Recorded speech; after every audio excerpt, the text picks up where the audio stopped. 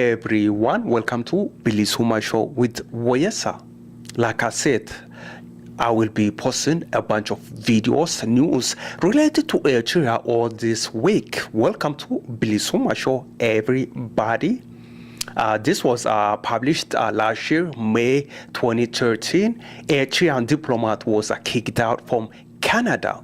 Yes, the diplomat was accused of involved in collecting taxes, 2% from Eritreans who live inside Canada.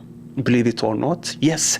And of course, if they don't pay the 2% to the Canadian-based diplomat, Eritrean embassy over there based in Canada, guess what happened to their families in Eritrea?